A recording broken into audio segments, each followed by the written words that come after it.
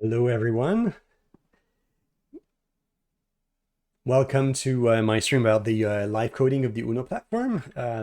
My name is Jérôme Labat. I'm the CTO of the Uno platform. And if you're new to the Tweet stream, welcome. I'm working on the Uno platform every Tuesday about doing things that we're doing in normal days. Like implementing features, fixing issues, and where I'm gonna try to start a few things during the streams that are coming up with demoing of some of the features that we've implemented recently. And today I'm gonna be showing you one thing, which is the InfoBar control.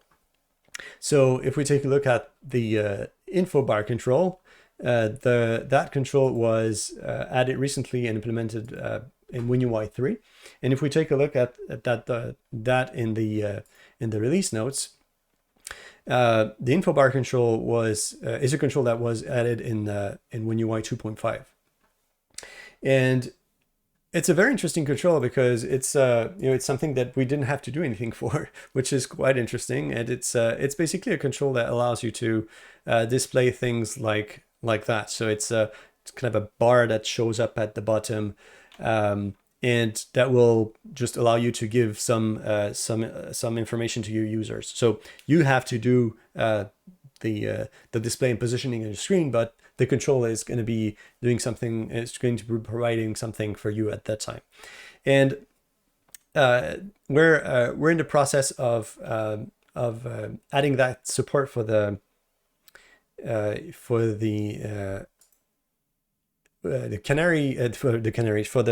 Uno playground that's available on Uno, and it dates a bit, so it's something that we're going to be updating soon. But in the meantime, I want to show you something. So in the Uno platform, what we're doing is building on what we're calling canaries. This is a process for which we're taking some projects that we're maintaining. Like for instance, the calculator, example controls gallery, the playground, community toolkit, and a few other projects like some getting started, our samples, and others. And we're building those specifically on the latest of the latest master of Uno. So regardless of what's inside of the Hi Dan, just read your comment. Prism for Uno samples. Well, there's actually one canary specifically for that for Prism here. It's actually building Prism on top of the latest Uno, so we're making sure that we're not breaking anything, and it's running the UI test that we've contributed to the runtime, the UI test that we contributed to the Prism repo. So that's one thing. So we're making sure that everything's working properly. But the idea of this is to catch errors ahead of time for which something may not work. Something like, if we're breaking the build, or if we're, ahead of time, we're making sure that everything is working properly. And we can see here that we have an issue that came up for the Windows Community Toolkit, where it's been breaking for some, and we're still catching up with that. And so we know that there's something that may not work for the Windows Community Toolkit.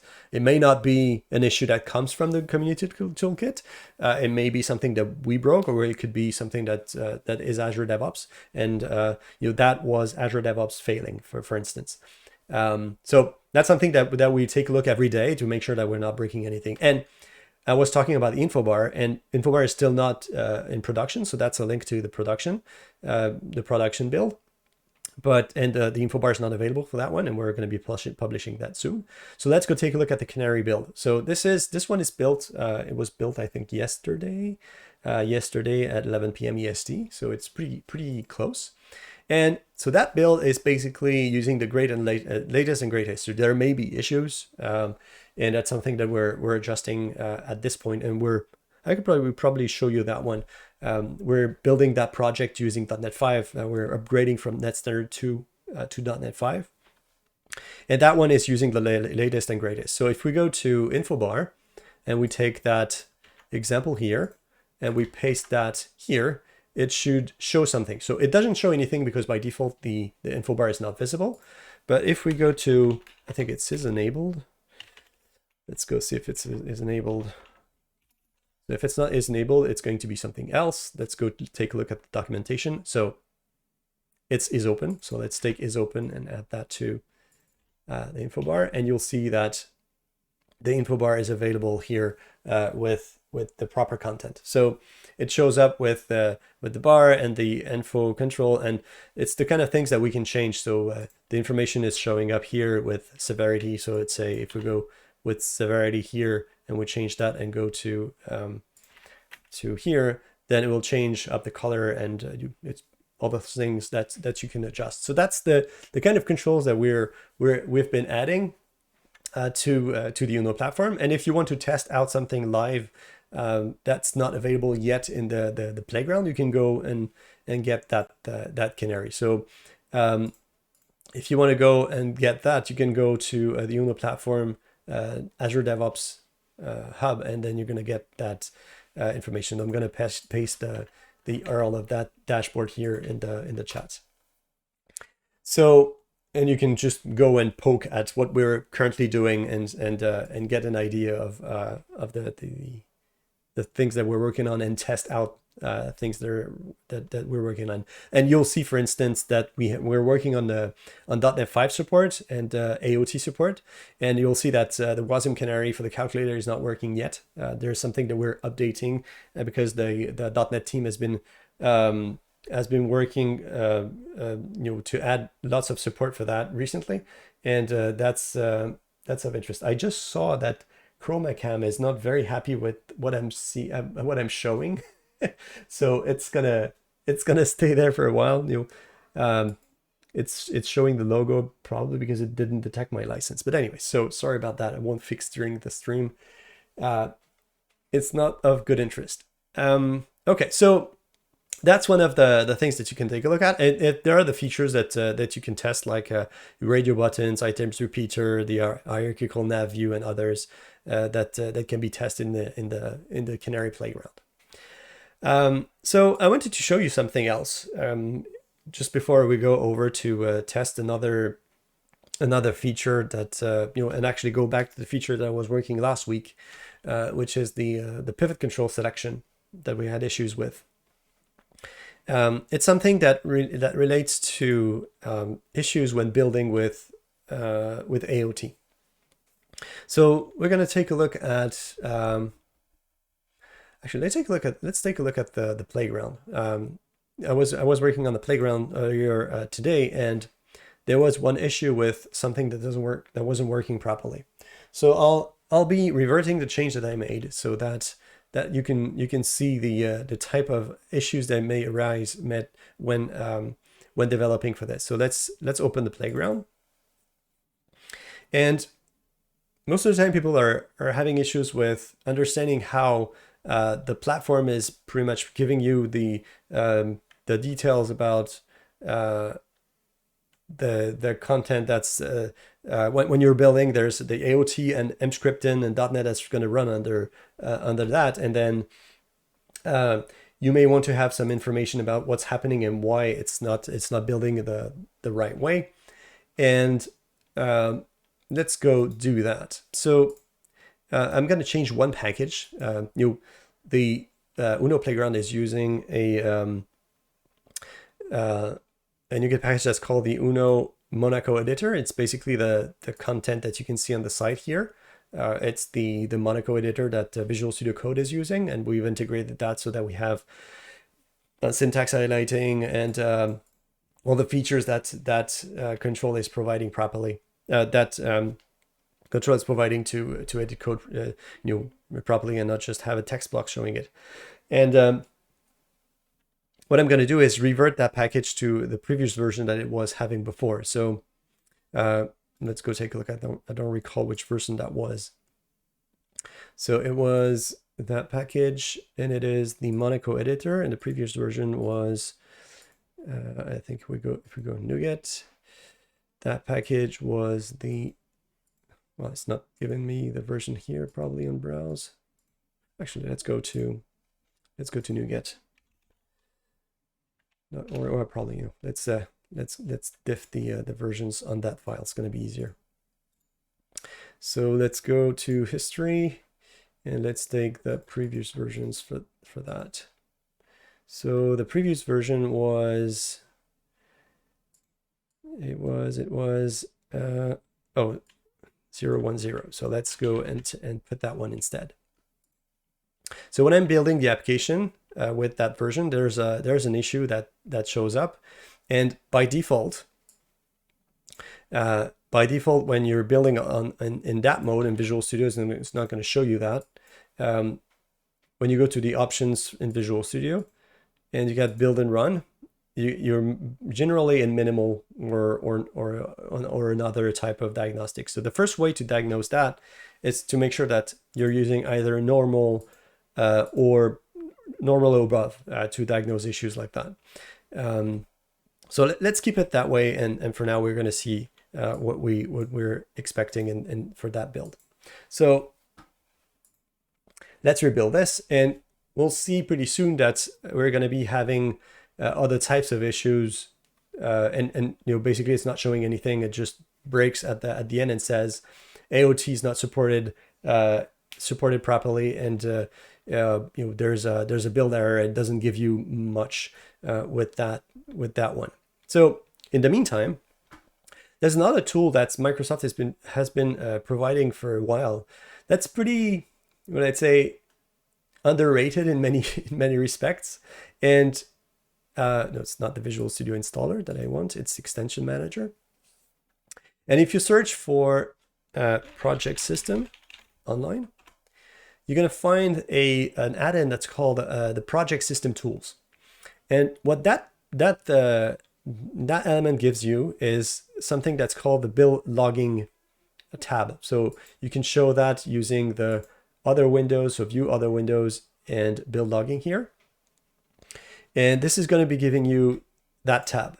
So by default, it's disabled. So I'm not gonna enable. Well, actually, I could probably enable it that right now. So we're gonna have that when we run it for the second time.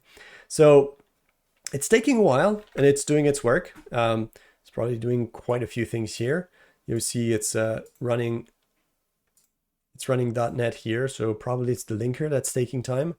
Most likely, if we take, so there's no command line, so it's probably, oh, it's running in the back using WSL. So that's another thing that we don't see here. So that's another of those another thing. So another thing that comes up when you're doing the build logging here is the ability to have access to bin log files. Using the other tool that you know, I'm spending lots of time in. So if you search, I think it's MS Build, in lower caps is better. MS Build Log. So you got the MS Build Log viewer, and that tool is providing a bunch of information with lots of details. And that will tell you what's happening when you're building. So when something's not working right, so I'm starting to think that my build is going to end properly because I didn't rebuild properly at the beginning. But anyways, we'll let it run properly. So one of the things that happens there is that project is built using .NET 5. So that's one of the things that we're looking at updating, and that's one of the reasons we have not published a newer version of the playground yet. There you go. So it fails. So it fails with that error, and that's not good enough. So it's something that it tells you to run with the msbuild/bl switch using the command line. It's not particularly useful, so it's something that you may want to avoid doing manually. But if you're inside, well, you can do it manually if you're on the command line and you're familiar with it. But if you're not, you can use the msbuild logging. So what I'm going to do is start it again, and I'm going to do something else and come back to that afterwards. But what we can see here is that when the build is starting, you can see here that the Uno Playground.wasm is actually building, and then you can see here that the type of build that is running and the status of that build. So that's pretty nice to see. I don't know. I haven't tried it. There's probably a way to view that in the meantime. So let's let it run, and we'll come back to open the bin log to see its content. So last week we were looking at an issue that we had with the pivot control, for which we had something that was not working right, and for which changing the selection, the selected item using the C# API, so directly, was not working properly. So I'm going to change and go back to that branch that I had before. So I have some changes here. Let me see if I can remove that one, default theme fix. Yeah, I don't need those. So I'm going to be removing that. And let's go to that branch. So I think it was pivot something, pivot selected item issue. So let's go back to that branch. So the idea of, so that's one of the crashes. I hope Visual Studio is going to be fixing that for in their next preview. But the idea is that if you have opened the view, the folder view, and then you're changing, it freezes for some reason. So we have luck this time. It went through, but sometimes it just freezes and you have to kill Visual Studio. Hi, John Calloway. I had some fun with the interview yesterday. So I hope people are going to enjoy it when it gets published. It was good times, definitely. So let's take a look at the changes that I had in that PR. So in that branch. So let's say I undo all this. So what we had is that we had a test. We had a test that was showing some things like that. So if I have two pivot items and then I select the first item, I want to make sure that the selected index is the same as the one that was selected. So if I select the item number 2, the index is going to be 1. And if I change back to 0, then, well, actually, so item number 1 and selected index 1, and if I change back, then it works properly. Same thing for the selected index the other way around. So if I change selected index, it should change the selected item. But the issue was that, and we found out that at the end of the stream, was that the changing the selected item before the control was loaded was not actually changing the selected index and the selected content properly. So that wasn't another issue to fix. So before we do that, let's go back to our playground. So it failed again, of course, because I didn't change anything, and the fix that I made to the Monaco editor is not there. But what we can do now is open the playground, go to the build logging tab, and then go to open logs external. And what that shows is actually lots of things. So you can see here lots of messages from the IL linker that you can, in many cases, ignore. It's warnings, but it's some things that may have to be changed by the .NET team or others. But what we can see here is that the linker failed for a good reason. It didn't find a specific type that's called a read-only array attribute that comes from the interop services Windows runtime class.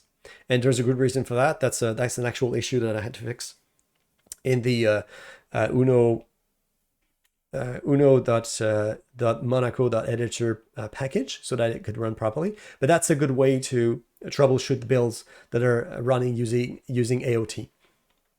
AOT, or if you're using a bitcode file, like for instance, if you're linking to Skia, or if you're linking to SQLite, for instance, or any other package that uses native code or non.NET code, that's something that you can take a look at. So either you run it using the command line, using the normal build logging level, or you don't, and then you use the build recording feature that that is provided by Visual Studio using the add-in that I mentioned before. So that's one of the things that people are having trouble with. So good thing. And other than that, I mean, the tool for the structured log viewer that's from Kirill Osenkov is just amazing. If you don't know about that tool, it allows you to pretty much demystify what MS Build is doing. So you don't have to browse through lots of text for no good reason. You just have to go and when that task is executed, what were the parameters for that task, what it was doing, what types of file was it taking, the types of the messages that are written for a specific task. When you're let's say core clean is doing clean, it's doing files, then you get all those details and ways to navigate the build. Like that task, the target is called from the core build target, and then you can navigate that back and forth. So it's pretty amazing what you can do with it, and you can even have the time it spent to execute. So you can see here that the build took around 3 minutes, or that target took around 3 minutes to fail. So that's another type of information that's very useful. I spent a lot of time in that tool trying to troubleshoot the build to understand what's going on, and not having to read all those gigantic log files that are provided by MS Build in standard ways. Okay, so let's go back to our pivot here. So the last time the issue was that if I changed the selected item before the loaded, it was not showing anything the right way. So let's go and add a test for that one that will show what's happening and if it actually fails.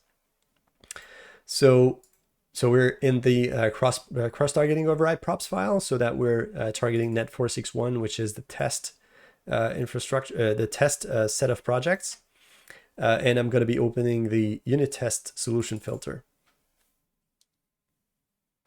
So that solution filter is basically a subset of the projects of the full Uno UI solution. And it allows me to just load the projects that I need and not the others. Because if I do, then Visual Studio is going to crash big time. That's something that we hope at some point Microsoft is going to fix, but it's not there yet.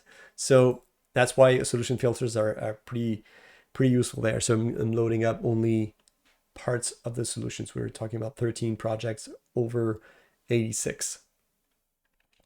So let's go back to our file that is the pivot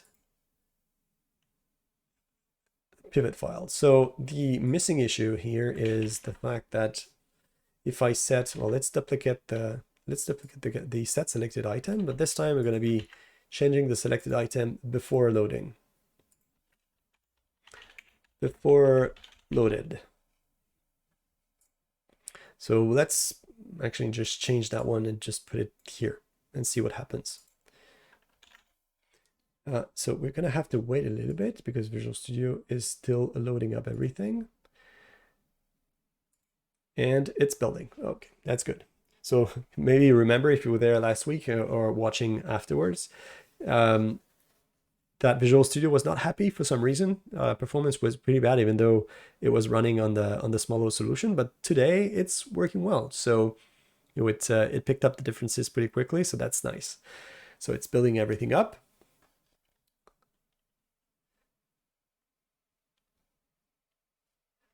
So I got some interesting. So while it's building, let's go take a look at something. So a while back, we were discussing something around the use of Skia in the latest builds of Chrome and or Safari for that matter, not Safari, Chrome and Edge, and there was an issue with the use of Skia Sharp. So let's take a look and see if that was fixed. That was fixed. So it was marked as fixed in their bug report, bug tracker system, but I don't know if the fixes have moved away enough, moved far enough so that it gets into Edge. So let's try that one. So Skia Sharp for the Uno platform. So that's the sample for the Uno platform. So let's see what happens there. So last time when we were running the application, it was just with all dotted lines and things that were not working properly. So let's see if it's better this time. So it's not. Now let's go take a look at the Canary of Chrome. Chrome Canary. Is it fixed in Chrome Canary?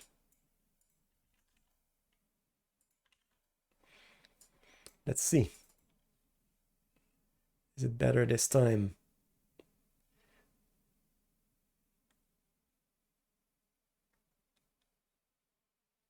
Ah, that's lots better. Yes, it's fixed. Amazing. So we can see that there's a propagation time between a Chrome Canary and Edge Dev. So maybe Edge Canary has it. I'm not brave enough to run the Canary build at this point, but maybe I should be trying those. Yeah, Francois, it's fixed, so that's good. So we know that that opening issues in the Chrome on the Chrome Canary builds is a good thing to do. So we can see here that it's not broken in Canary Chrome Canary, but it still is on the Edge Dev bits. But that's good. So good news for this week. Okay, so it's still building, and then now we're at the Uno.ui test layer. So let's see if it finishes. That should be quite fast at this point. So there was someone on Twitter that was asking for some updates on Skia, and probably do something. Maybe we can do that next week, or maybe later on, depending on the time we spend to fix the pivot issue. But it's something that we're looking at for many things.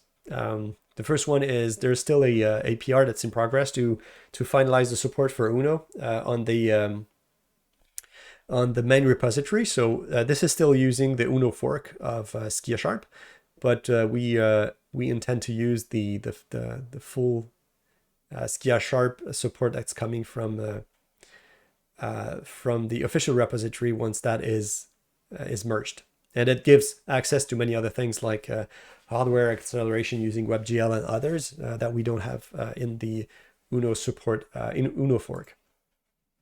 Okay, so Visual Studio is still freezing. I just clicked and it's not doing anything. That's probably something I don't think I have reported that one, but basically when you want to start tests, for some reason it freezes for a bit in Visual Studio. So probably should be reporting that one. Let's see. Nope, still not doing anything. So on the other things that we're looking at for Skia Sharp, there's the support for Skia Sharp on Skia, if that makes sense. The idea is that on Linux, if you want to do, so our Linux backend is using Skia Sharp. And the thing is that Skia Sharp is facaded by the composition API that's coming from WinUI, from WinUI. So that means that you don't have access for now. You don't have access to Skia Sharp to do Skia Sharp on top of Skia Sharp through the Windows API, through the Uno APIs. So that's something that we're going to give access to pretty soon.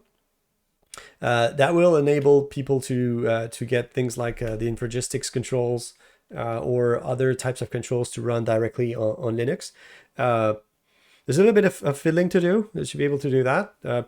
We could maybe look at that next week or so, so that it gives some interest and it gives you a good idea of what that takes. It's still freezing, so let's close it for now. It's not behaving quite well at this point. So if it still doesn't close, yeah, it was waiting for something. So let's do it again. I think it was that one. Let's see.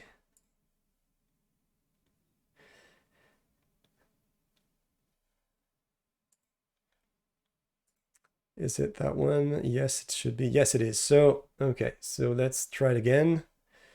Maybe this time it will go faster, that's for sure, because it's built.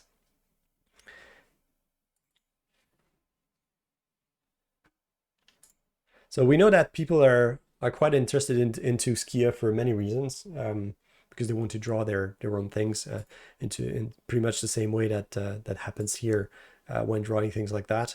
And Skia is pretty efficient at allowing to draw pretty much what you want. So that's a good one. And if you're looking for samples for using Skia on the Uno platform, GitHub, you can find the Uno samples repository.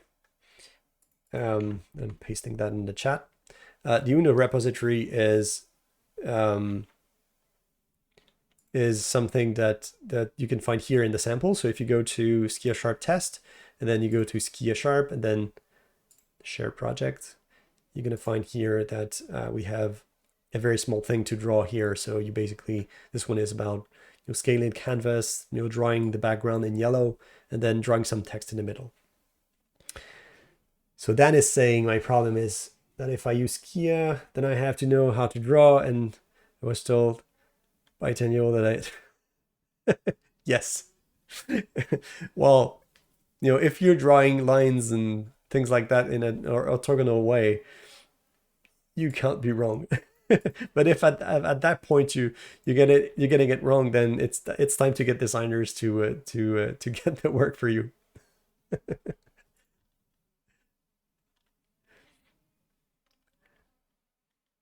So let's see. Is the build going fast? No, it's doing it again. So we'll probably take a look at something else. So with regards to Skia, if you have anything that you want me to take a look at, if you need explanations or anything for the way we're doing it, we're using that pretty heavily inside of Uno to render composition API to render the composition API calls into Skia. So I can dive into those sets of APIs and give some details about how we implemented that one. Okay, so let's continue to look at something else. We had I probably tried to find. I think I had the sample app that was testing that before. So let's take a look at the other one. So I had an application that was having this pivot selected item.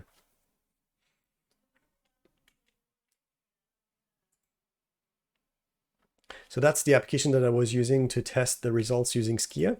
So once we're done, we're going to be able to see that running properly.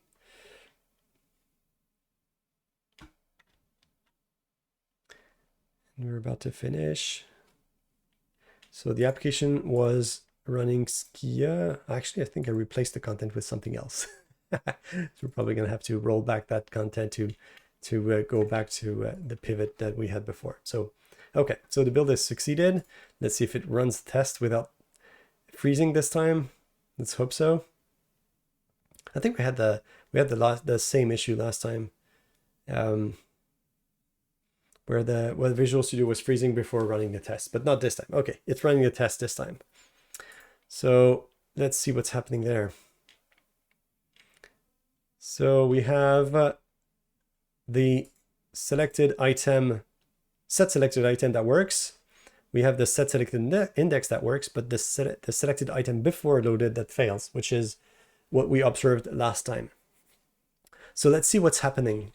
If we open the control here, the pivot control, there's part of the control that is using something that's called the synchronize item feature here. And what's likely to happen if we take a look at the error here is that it's likely that selected index is probably 0, but should not be. So let's see. No, doesn't want to show me. Okay, let's go here. Maybe it'll be better. Yes, okay. expected 1 and actual is 0. So what's likely is that the selection here is not updated because of the fact that when we're taking a look at the changes of selected item, there's nothing that needs to be done. It could be because the template has not been applied yet or something like that. So let's take a look at that. So the selected item was some around here. Let's see, selected item. Selected item. It was on selected item change. Okay. So let's take a look. We're going to put a breakpoint here and go and debug that one and see what happens.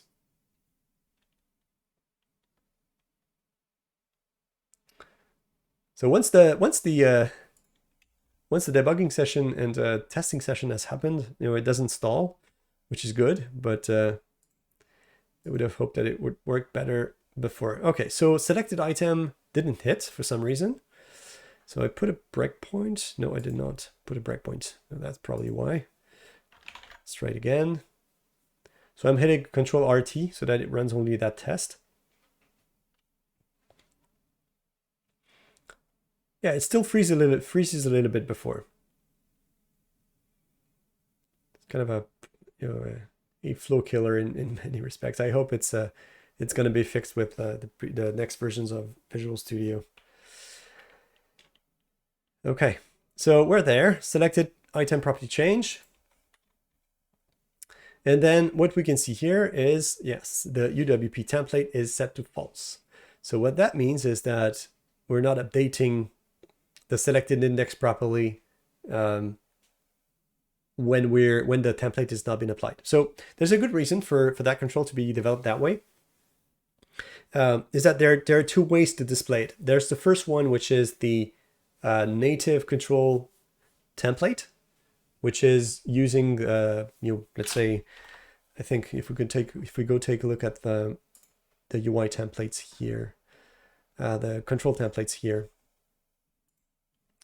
So if you go here, so UI XAML style generic, and then you go to generic.native.xaml, it will give you access to all the templates that are available. So if you go to pivot, you can see here that we have two styles, actually three styles.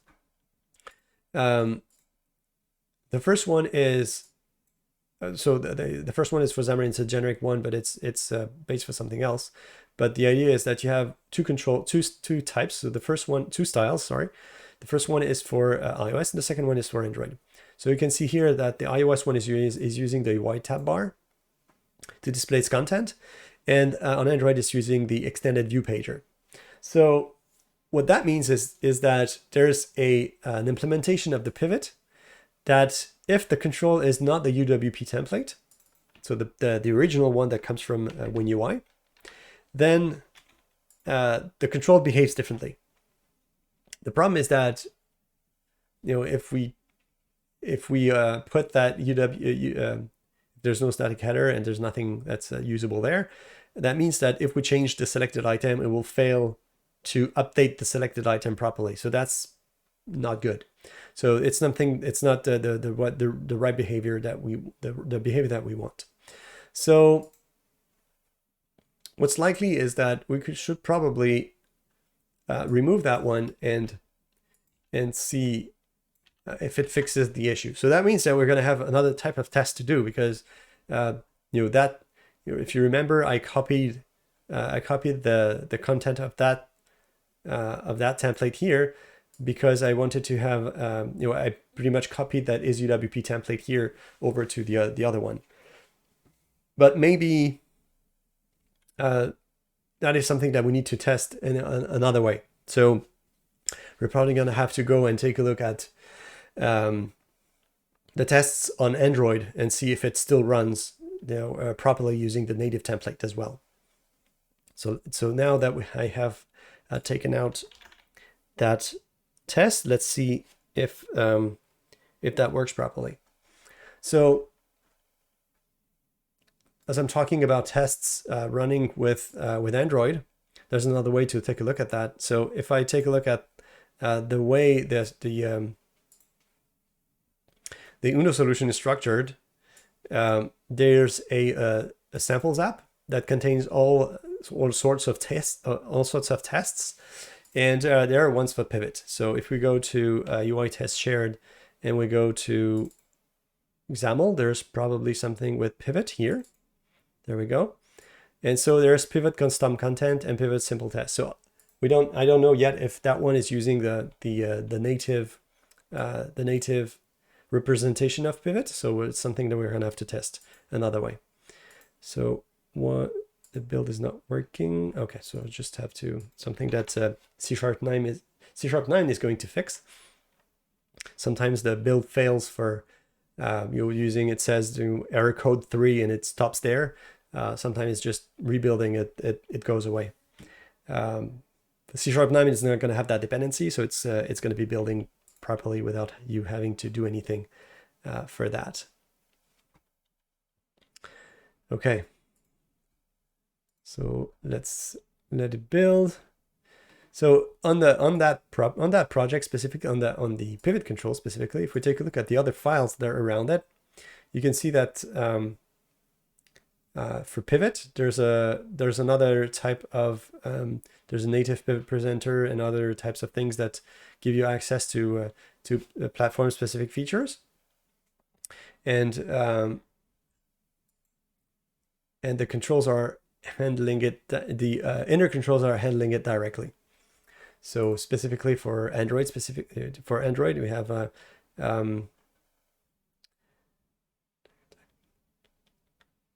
we have the native pivot and the native pivot presenter here. So the way it works is that the pivot presenter is styled, and the pivot itself is just having the native pivot presenter instead.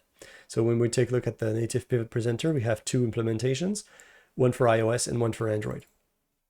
And that's the bulk of the work. So when running with UI tests, we have to make sure that those two run properly, and that is done through UI tests. Because when I'm running the tests in that mode, so the mode that the solution is currently in, it's running for unit tests, and it's not using any of those two classes because we're not on Android or iOS.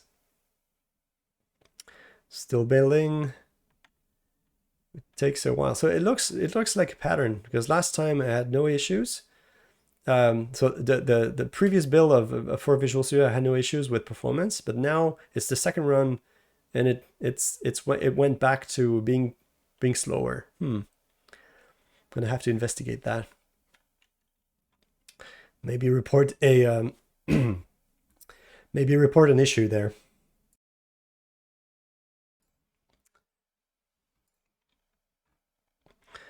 So that's another one. That's another one of the issues that has been there for a while. It's evaded the MS Build team for quite a while. It means that parts of the build that should be running in MS Build out of process instances still runs inside of dev.exe. And that's probably something that's killing the performance of Visual Studio, because the build is running inside of the IDE instance. And until that message is going away, we're still going to be having performance issues in the UI because of that. Okay, so the test have passed. So that means that the issue was really related to the fact that there was a test around the assignment of selected index at that location. But that means that there may be something that doesn't work if I'm running on Android or iOS for that matter. So let's go take a look at iOS and see if it runs properly on iOS as well. So what I'm going to be doing is opening the folders, so the folder view again, and I'm going to be changing the cross-targeting overrides props to Xamarin iOS. And now this time, instead of using the filter for unit tests here, I'm going to be using the iOS only filter. So it's going to be opening a bit more projects, but it's still going to be quite useful.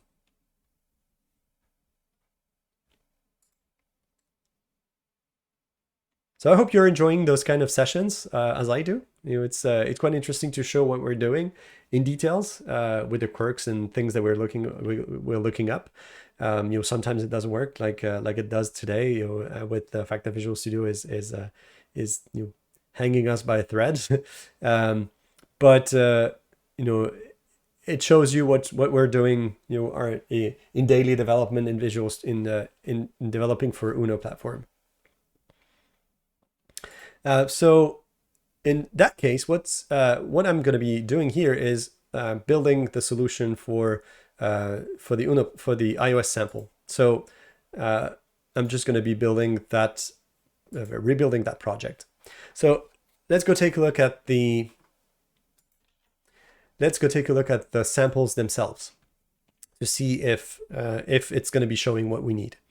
We're going to be testing first if the control works properly without changing anything, and then if we have to, then we're going to be adding additional tests that use the native representation of those controls. So we want to go to pivot and see if we're showing the proper content. So I'm opening this to see if the platform selector is the right one. So it's still loading up. Let's wait a bit to see where that's going to go. And if it opens up properly, we're going to be opening the XAML file as well. So it's building, maybe taking some time. Did I forget something? I may have forgotten something. Because if it says this project JSON doesn't have Xamarin iOS 10, it could be because the restore process didn't happen properly. So I may have started the build too soon. So there's background restore for NuGet, and you have to let it run through the end. Otherwise, you get messages like that. It happens when switching target frameworks using the cross-platform override. It has to run in the background to get to the proper JSON files. So let's try again this time. So I can see that iOS has been selected properly, so that's good. So this time it's not complaining, so that's good. Okay, so let's go back to the pivot. So the pivot simple test is, what does it show?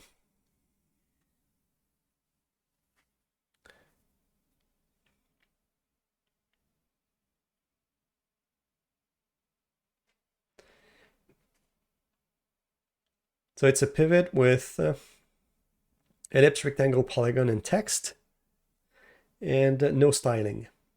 So that means that on iOS, it's going to be displaying using the managed version, so the XAML version of the pivot. And let's go see for that one as well.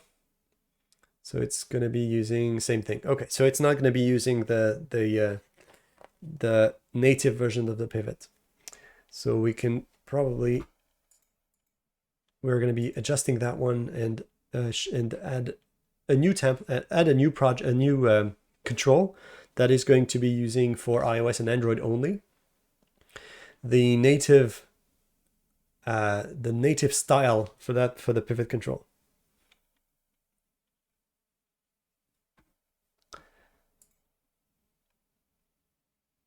Yeah, it's building properly. Okay, so in the meantime, let's go take a look at something else. So we've been working on getting the some of the projects running, like the Uno gallery and other controls using .NET 5. I opened just an issue this morning about that. Let's go take a look. .NET runtime. So when building an application and using, well,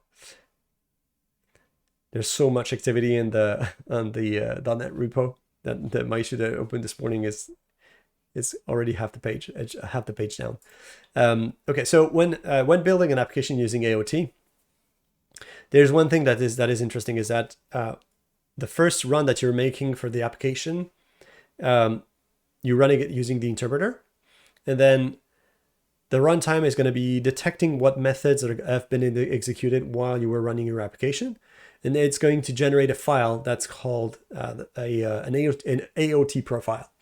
And then what happens after is that when you build your application a second time, you basically feed the compiler the file that was generated using the profiling session, and it will AOT only the methods of the applications that have actually been executed as recorded by the profile.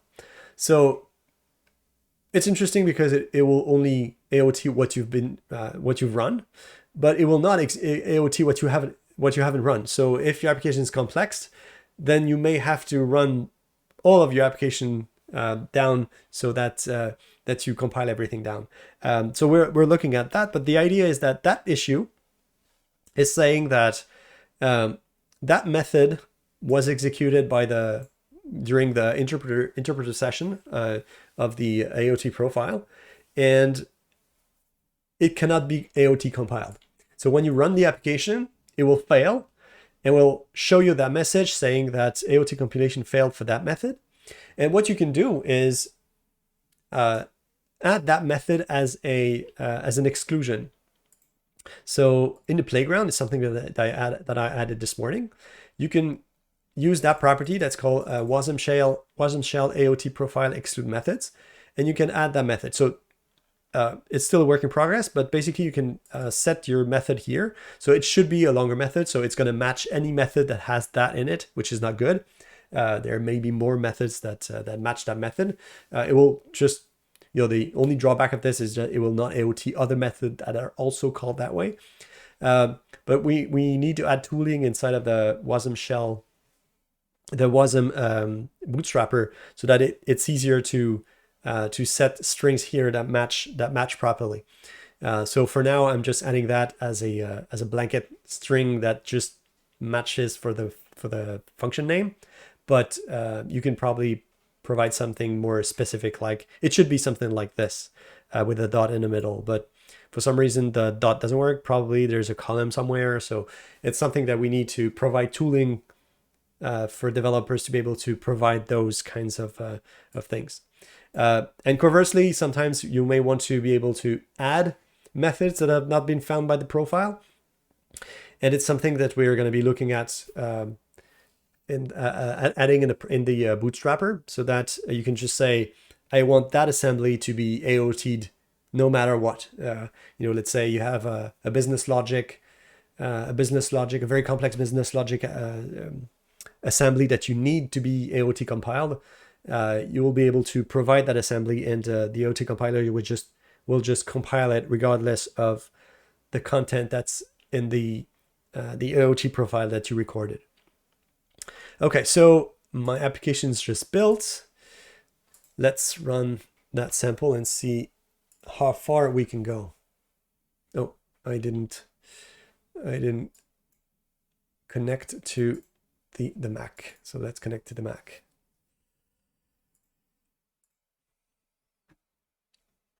It's probably going to fail the compilation because it's not going to find the Mac. Well, let's stop it for now. Oh. And there failed what starting the agent. Okay, so let's see. Maybe I did something on the other side that didn't work properly.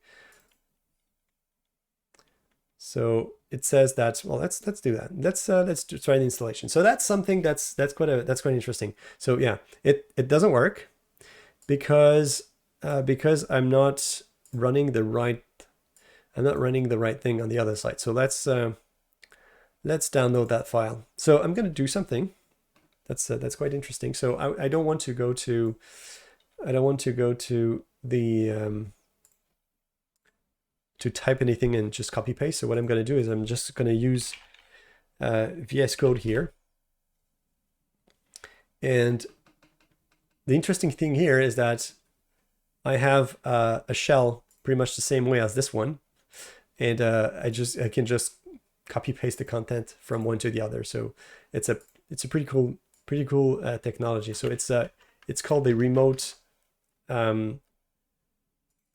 development here. So it's a plugin that's called, if I remember correctly, it's called remote SSH. So and there's probably a bigger one that's called remote something.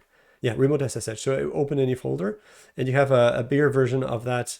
Oh, it's on the other side, but it allows you to connect to another machine and get pretty much access to everything, and just type in whatever you need here. So I'm going to be just doing a wget and get that file. And there's probably a way to do that on the Mac directly, and probably Miguel, if he ends up looking at that, is going to know about it, but I don't. So the file that I just downloaded is, oh, it's not downloaded yet. So it's 14.9.0.27. So I'm going to be updating that one. It's remote SSH, yeah, it's remote SSH. It's pretty nice feature. If you don't want to develop directly on the Mac or use VNC or anything to type in because there's a bit of lag, you can use that VS Code to SSH into the Mac, and then just use the viewer to do things that are graphical and not anything else. Okay, so is it done? No, it takes a while. Okay. Looks like the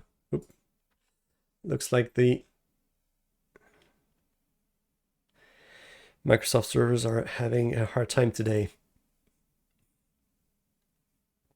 So that happens. That's something that I've been asking the Xamarin team for quite a while. I want to be able to have multiple versions of Xamarin iOS and Xamarin macOS installed at the same time, so I don't need to jump around and use whatever version, and not have to choose which version I want to install. So am I at the right place? I'm not sure. I should be at the right place. Oh yeah, it's not named properly. So it's a PKG.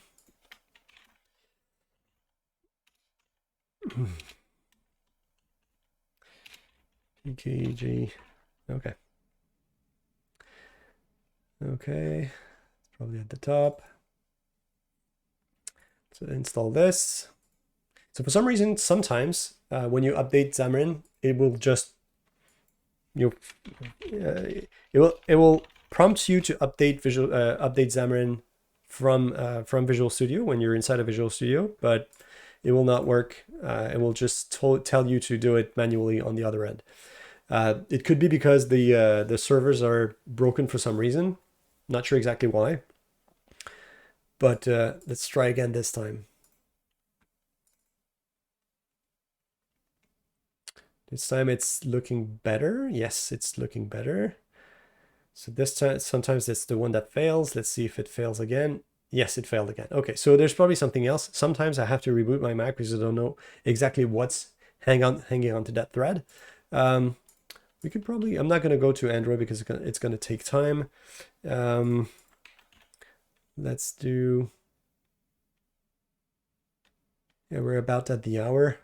I'm going to take 10 more minutes and see if Android, we're going to take a look at Android and see if we can get Android to build and run properly.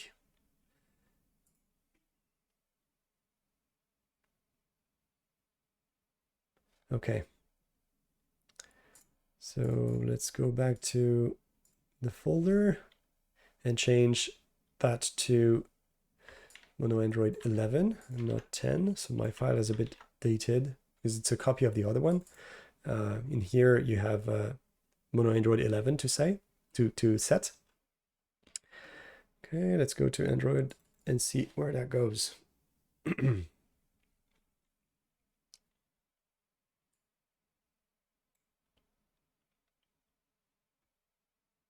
So there's that. So that's the kind of issues that we have. And if you want to track the issues that are on .NET 5 for Uno, we have an issue in the Uno platform repo. That's called, if you search for .NET 5 here, you can find that one here. So WebAssembly.NET 5 support. And there's quite a few there's a few issues that are opened, including that one that I opened this morning. So it's kind of an aggregate so you can just know which issue we're tracking on our end that are impacting Uno. So one that impacts many of the users that are running under AOT, especially business users that are migrating from let's say .NET Standard 2.0 and that are using resx files. That one is a problem.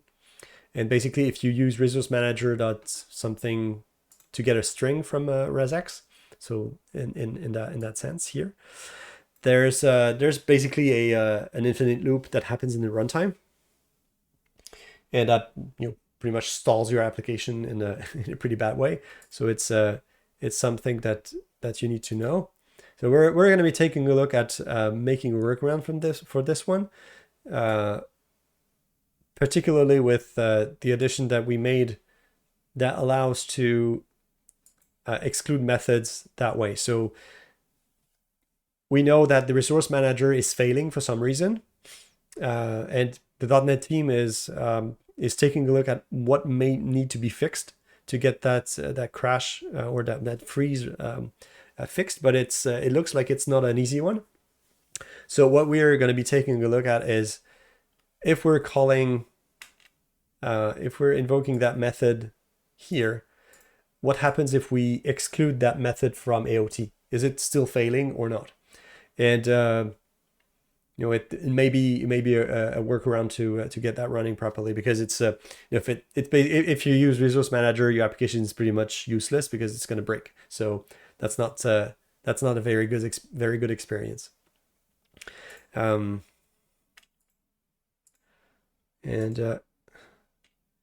let's take a look. Yeah, it's probably still, it's going to be building for, where are we? Uno.ui.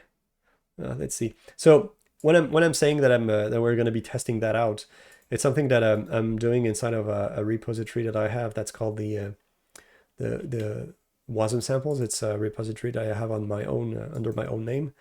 That's called the WASM samples. And I basically have repros that I send the .NET team so that they can validate that it works, and that I can on the other end validate that the fix is working properly. So I try to have the smallest repro as possible so that people on the other end, devs on the other end, are able to just get that fixed and only that fixed, and not have to dig around too much into unrelated code. So if I take a look at that one, yeah, exactly. So that's the one. So that's something that probably while it's building, because it's probably going to take a while, we can actually take a look at that one for a few minutes. So let's take a look. We're going to be upgrading so that's the bug we're looking at. It has a profile that shows that it fails, and we're going to be updating the bootstrap packages, the Uno WASM bootstrap packages, to the latest versions, which do allow for exclusions, method exclusions. So Time Bender, love the name. So does the latest version of Uno support .NET 5 and .NET 5 class libraries in C#9? Yes, but there's a caveat there. So Uno supports it for WebAssembly and Skia for .NET 5, but does not support C#9 and .NET 5 for the targets that do not support it. So for instance, iOS, Android, Mac OS, and UWP are not supporting .NET 5 and C#9. So you're basically stuck at C#8 and .NET, whichever versions those use. So there's no explicit version for Xamarin iOS and Android, but we're looking at the future there. .NET 6 is going to be adding support for all those targets at once. So you can expect that until the end of the year, you're gonna get all this running properly with the C#10 most likely when .NET 6 gets out. So that's that's something that we are eager to test as well as you do. Okay, so it built on the other end. Let's see. No, it failed. Did fail. It failed for another unrelated reason. Okay, so could be something related to the obj folder. So one of the things that happens frequently with Xamarin Android is that if you change the change the settings of the Xamarin Android project, which has nothing to do with Uno, the cache that's generated by Xamarin Android may get invalid. So one of the fix that you can make is go into the obj folder and delete the few folders that are in it, and not those, because those need to be regenerated. So those are the NuGet files. So you can just leave them be and run your application and just rebuild your application that way. Okay, so my emulator starting. We're going to be able to test if the pivot is still working properly. So it's still building Uno. So let's go back to the other bug. So it got updated, so that's good. So now let's take a look at the fact that it actually still fails. So I told before that when the application is building and when we're calling getString here, it just freezes inside of the runtime and just doesn't get out. So just going to validate that it's still the case, and then we're going to be adding methods to the filter so that they don't get AOT'd, and see how far we can go. So it takes a bit more time to build because the AOT compiler is running, and actually we're going to be enabling the build logging. So if there's a failure, we're going to get it. And we can see here that it's running wasm opt. So it's the optimizer for WebAssembly. So it's generally the end of the execution. So there we go. So it's running the app in here, and we can see here that the loading is stopped. And if I press F12, it doesn't do anything. So the only way that I can troubleshoot this is to open another tab, go to the local host again, and then open the console, then go to the app and see here that I can see that my manager is here. It's available, but the app is failing. It's not displaying anything. So if we go back to the app, it should be showing my default string here, but it does not because there's that failure. So what we're going to try is to close that tab because it's failing if it wants to. And then we're going to be adding an exclusion. So we know that getString is a problem, but it's not necessarily getString the problem. So we may want to exclude parts of that. So let's go to the playground and pick up the property here. So we're going to be adding this. So we know that we want to have getString being there's getString, and then if we go to the error that I opened, there's a stack trace. So we can take a look at the methods that are actually causing trouble. So we can see here that's the getString that we're calling.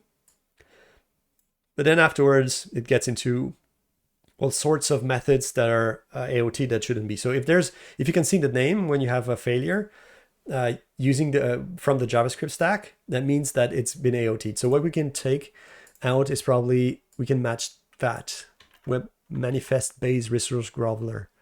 So let's do that one first and see how far we can go with that one. Let's build it again. So did my Android app build properly? Did not. It did not, but there's probably something else. It's because we're in release. Jeez. Okay, so that's not the right one. Okay, so let's do it again. So one of the things that happens when developing that way is I frequently switch between two tasks because I let Visual Studio build on something and then I do something else in the meantime, so that I don't waste time just waiting for my machine to do something. So let's go back to this one. And let's see if it runs. Okay, so still doesn't run because we're still, it's still failing and it's not loading. So that's not the right one. So let's go back to our task here and maybe let's try this one. Internal, is it system version? So that's the name of the file. So let's take that one. So if I want to put multiple, I just put a semicolon, and I'm going to add that one as well, which is internal load here. Let's see if it changes something. Let's build it again, and we're going to build the Android app again as well. Now we're in debug.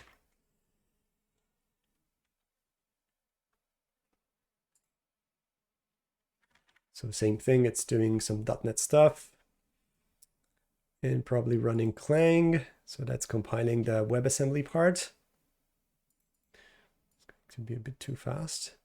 So WebAssembly wasn't finalized, so it's doing some final touch-ups to the WebAssembly that was generated by AOT, and then the optimizer to make sure that the output WASM file is the smallest possible. Oh, we got progress. So the application doesn't fail anymore, and it doesn't show anything, but that's another problem. So let's take a look. Maybe my strings is not right. So let's see. My string is my default string, and is there my, yeah, okay, so we're looking for my default string 2. So let's try it again. So if we try it again and we run it again, let's see if we should be having test US to be displayed at the end of the execution of the app. So that would be a good workaround. We're using AOT, so if we want to have that, so one of those 3 is probably the one that prevents the runtime to work properly. Probably I would take a guess of it at internal load, which is the one that fails to do the stack walking. One of the things that doesn't work in WebAssembly when running AOT is that WebAssembly does not allow to do stack walking, so you can't know from the code itself what the stack is that led to the current execution point in the stack. So in many cases, .NET is kind of lost in trying to find out the stack walking, how to walk the stack, and so that is a good solution to get some results. So there's a client of Uno that's going to be quite happy to know that there's a workaround for this one.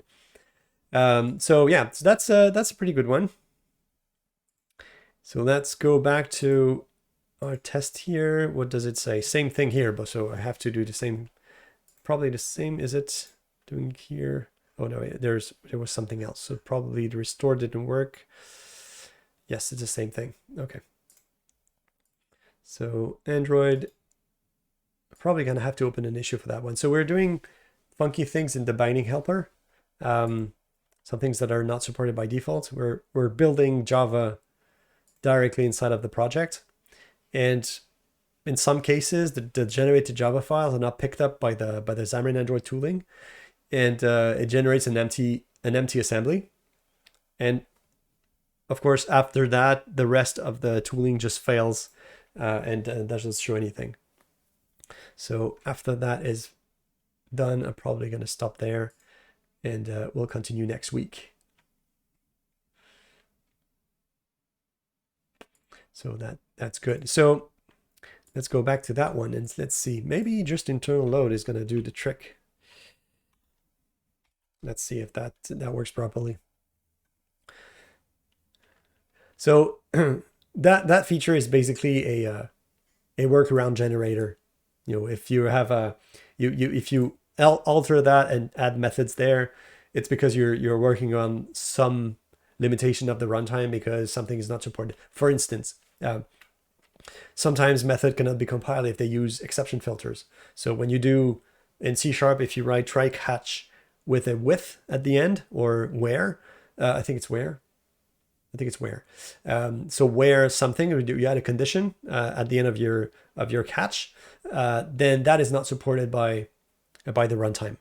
So there it fails. So it fails with only load. So maybe it's just, let's say just that one, or maybe it's both. Actually, we'll see.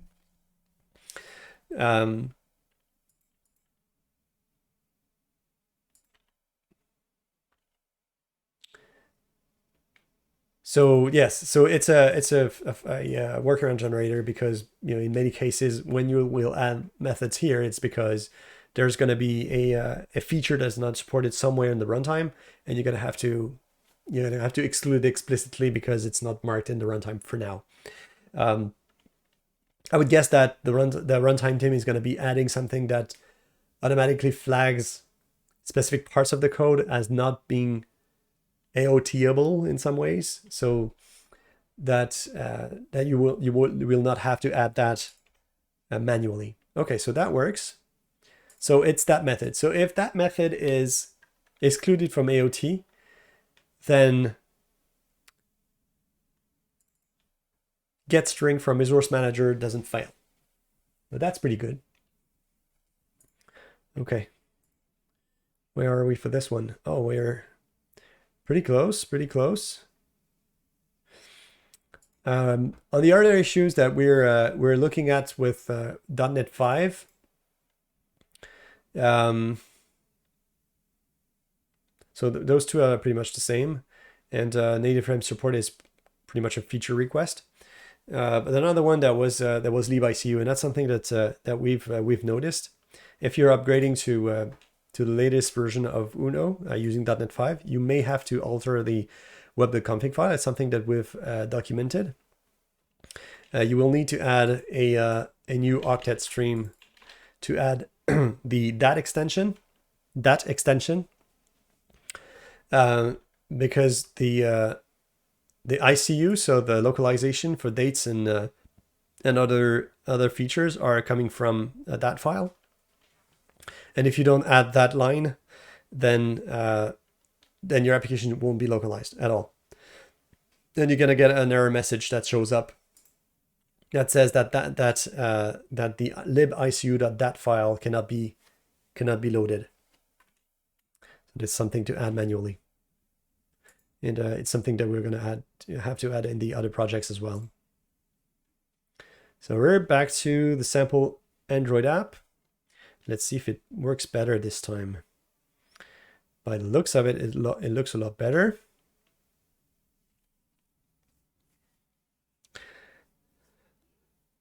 So most of the time, the reason we're doing Skia is because of the build time that Android and iOS are exhibiting. We don't have to wait too long to test the features. So that's one of the advantages of having lots of shared code. You can, assuming that the behavior is going to be the same and you don't have platform dependencies, you can just build it once. You can take any platform that suits your needs and that goes the fastest for you, and develop on that one. So for on Windows, it's generally the use of Skia, the Skia backend that works the best. So we're deploying the application, and we're going to take a look at the application that happens to work. If it works properly, it should be this time. So it's deploying the application on the tablet. My emulator is running properly, so that's good. Sometimes it stops for some reasons. That's the Android emulators. So the Android emulators coming from Google, they just stop running. They freeze. So you have to go to the snapshot there and delete the quick boot snapshot. So you don't have to. So you basically starts fresh, and that works a lot better afterwards.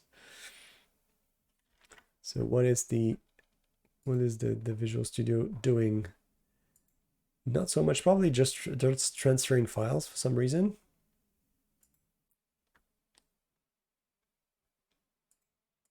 Okay.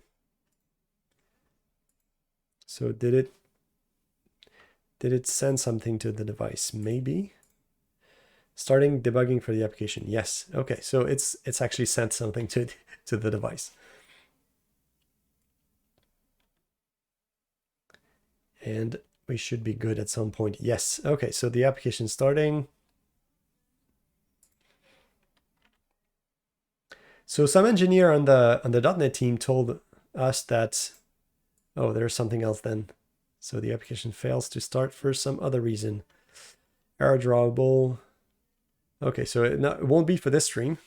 We're going to take a look at that one. So that's one of the other things that happen, especially if the application's been already deployed. It's probably that problem. Let's take a look at quickly at that one to see if there's something else there. Yeah, there's fast deployment that was checked. So that fast deployment is causing more trouble than it fixes. Let's uninstall the Uno samples app and try again. So sometimes there are lingering things that stay on the app, that stay on the device, and the deployment doesn't match what's already on the device. Then that means that your application is going to start, but it's going to fail for a weird reason for that one. So you can just uncheck the fast deployment checkbox here and uninstall the app on the emulator and start again. It may end up having slower deployments. You can also just keep the fast deployment but uninstall the app on the emulator. That works as well. But to be sure, if you want to make sure that everything runs properly, just uncheck fast deploy and then deploy your application. You will get better results that way. Still have to rebuild the application and wait for the app to be transferred over to the emulator. But that will be more stable, and let's hope that will be on this case. So it should be good. Source generator. So we're still building.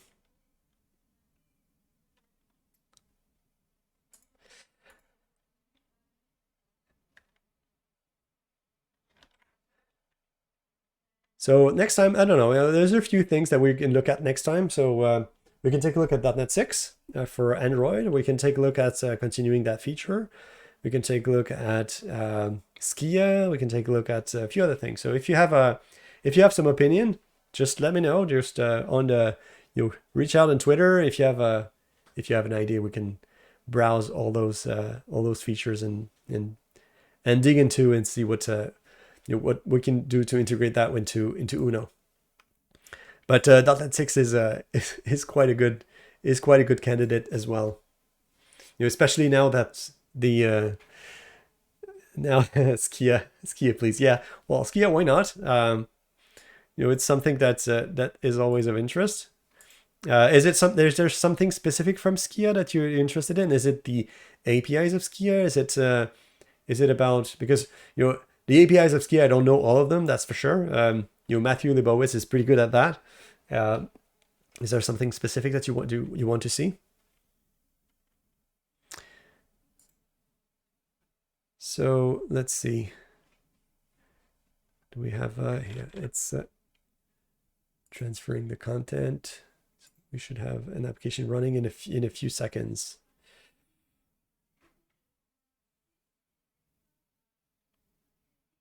Yeah, as I was saying, so .NET 6 is something that was that is being worked on the Android side, and we know that they fixed something that is related to that project specifically. So binding projects is something that was not working properly, and for .NET 6. So maybe now it's fixed, and we'll see if that works properly. I think my emulator is having some trouble because it's way too long to deploy. It shouldn't be that long. Okay, so let's go and see if the pivot is still working properly.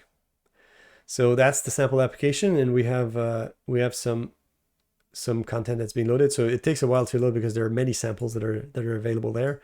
So let's go to pivot.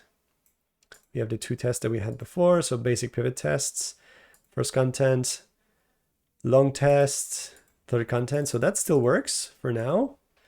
And automated. So that's the automated test that we're not going to be running this time, but we'll do it next time to get the issue fixed properly and completely. So I hope you enjoyed the stream. So it was a bit of jumping between multiple issues because of build time, but it's kind of a pleasure to show all that to the audience. So I hope you enjoyed it, and so see you next week for some other live coding on the Uno platform. Cheers, everyone.